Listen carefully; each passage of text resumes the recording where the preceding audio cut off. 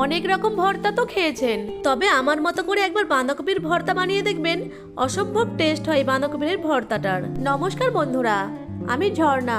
ঝর্ণা simple রেসিপির আরেকটা নতুন ভিডিওতে আপনাদের সবাইকে স্বাগতম জানাই। কেমন আছেন সবাই? আশা করছি ভালো আছেন। আজকে আমি দুর্দান্ত স্বাদের বাঁধাকপির ভর্তা রেসিপি শেয়ার করব। বাড়িতে থাকা সামান্য কিছু উপকরণ দিয়ে খুব ঝটপট বানিয়ে নেওয়া যায় বাঁধাকপির এই ভর্তাটা। গরম ভাতের সাথে যদি এরকম বাঁধাকপির ভর্তা থাকে তাহলে ভাতের সাথে খাওয়ার জন্য আর কিছুই লাগবে না। বাঁধাকপির ভর্তা দিয়ে এক থালা ভাত খাওয়া হয়ে যাবে। চলুন তাহলে রেসিপিটা শুরু করি। বাঁধাকপির ভর্তা বানানোর জন্য আমি এখানে একটা বড় সাইজের বাঁধাকপির অর্ধেকটা নিয়েছি। অর্ধেকটা বাঁধাকপিকে চিড়ে চিড়ে করে কেটে নিয়ে জল দিয়ে ধুয়ে জলটাকে ভালো করে ঝরিয়ে একটা বাটিতে নিয়ে নিয়েছি। আপনাদের যেমনটা প্রয়োজন সেই অনুযায়ী বাঁধাকপিটা কেটে নেবেন। এখন গ্যাসের ফ্লেম অন করে একটা কড়াই বসিয়ে কেটে ধুয়ে রাখা বাঁধাকপিগুলোকে কড়াইয়ের মধ্যে দিয়ে দেব। এরপর স্বাদ মতো লবণ দিয়ে নেড়েচেড়ে মিশিয়ে নেব।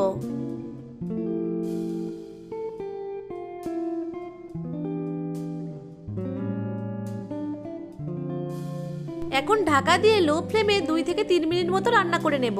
আমি এখানে বাঁধাকপিটাকে জল দিয়ে সেদ্ধ করব না। লবণ থেকে যেই পরিমাণ জল বের হবে সেই জল দিয়ে বাঁধাকপিটাকে সেদ্ধ করে নেব। দেখুন বাঁধাকপি থেকে জল বেরিয়ে এসেছে। এরপর ঢাকা দিয়ে হাই ফ্লেমে বাঁধাকপিটাকে সেদ্ধ করে নেব যতক্ষণ না পর্যন্ত জলটা শুকিয়ে যায়। দেখুন বাঁধাকপির মধ্যে যে জলটা ছিল সেটা শুকিয়ে গেছে আর বাঁধাকপিটাও নরম হয়ে গেছে। বাঁধাকপিটাকে এর থেকে আর বেশি সেদ্ধ করব না। এখন বাঁধাকপিটাকে একটা প্লেটে তুলে নিয়ে সম্পূর্ণ ঠান্ডা করে নেব।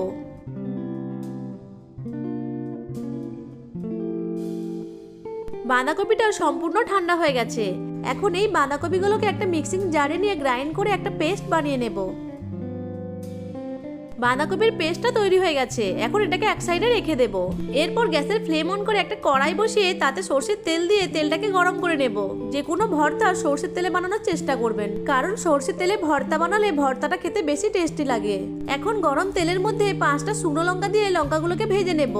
লঙ্কাগুলোকে ভেজে নিয়েছি। এখন কড়াই থেকে তেল ঝরিয়ে তুলে নেব।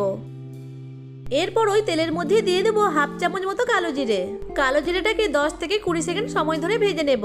এরপর 6 থেকে 7 কোয়া রসুনকে কুচি করে নিয়ে তেলের মধ্যে দিয়ে ভেজে নেব। রসুনগুলো ভাজা হয়ে গেলে দিয়ে দেবো একটা বড় সাইজের পেঁয়াজ কুচি। পেঁয়াজটাকে নেড়ে চেড়ে হালকা ব্রাউন কালার করে ভেজে নেব।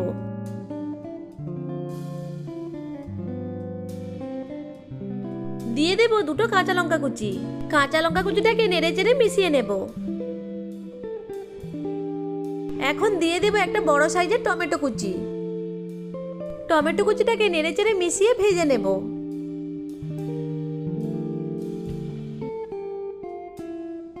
দিয়ে দেব 1 চামচ লবণ। যেহেতু বাঁধাকপিটা সেদ্ধ করার সময় লবণ দেওয়া ছিল তাই স্বাদ বুঝে লবণটা দেবেন।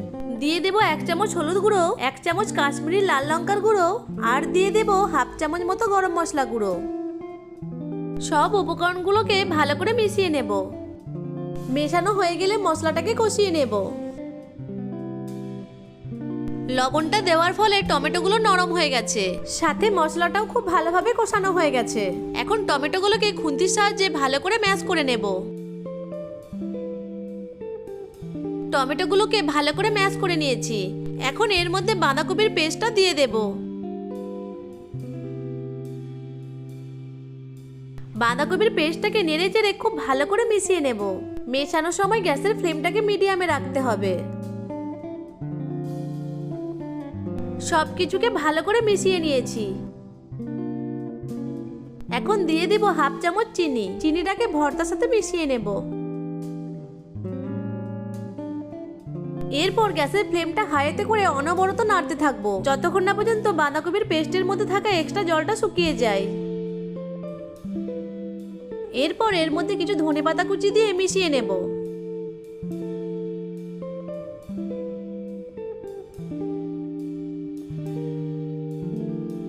যখন এরকম কড়াইয়ের তলায় লেগে যাবে তখন বুঝতে হবে যে ভর্তাটা একদম তৈরি হয়ে গেছে। এই সময় যে শুকনো লঙ্কাগুলো ভেজে রেখেছিলাম সেগুলো থেকে 2টো নিয়ে একটু ক্রাশ করে নেব।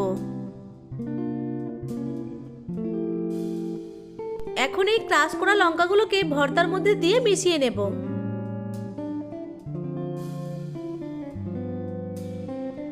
সবশেষে 1 চামচ সরষের তেল দিয়ে মিশিয়ে নিলেই তৈরি হয়ে গেল দারুণ স্বাদের বাঁধাকপির ভর্তা।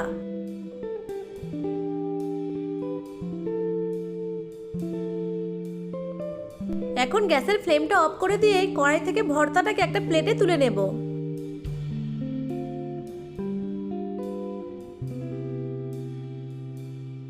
এখন ভর্তাটাকে একটু গার্নিশ করে নেব যাতে দেখতে ভালো লাগে। একটা স্প্যাচুলা দিয়ে এইভাবে একটু মসৃণ করে নেব।